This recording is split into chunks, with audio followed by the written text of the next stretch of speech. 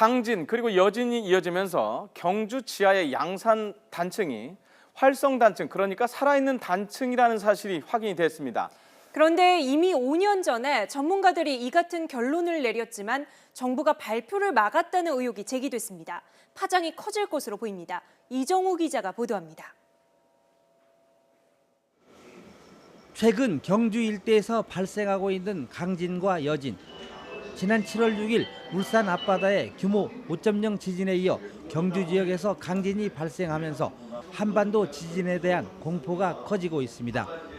이번 경주 지진은 서울과 대전 등 전국에서 감지될 정도로 강력했습니다. 일본 대지진이 양산 단층대를 비롯해 한반도에 영향을 주고 있다는 분석이 나왔습니다.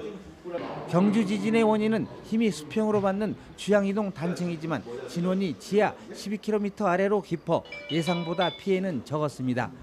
여진이 길게는 뭐 한 달 가까이가 갈 수도 있겠지만 기본적으로 1, 2주 정도는 분명히 여진이 지속적으로 발생할 것으로 예측을 하고 있습니다.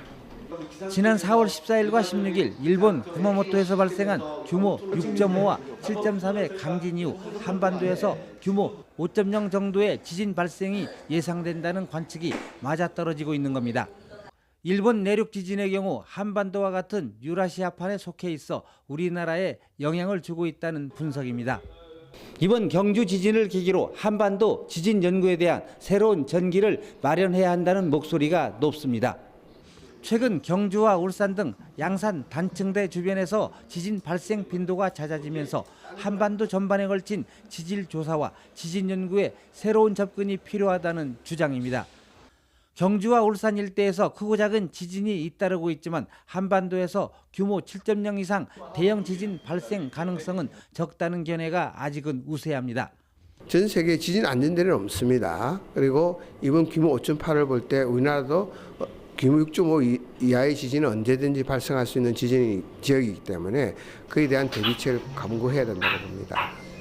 서해 지진에 이어 전북, 익산 등 내륙 지진, 이번 경주 지진과 여진이 계속되면서 한반도 지진에 대한 불안감도 증폭되고 있습니다.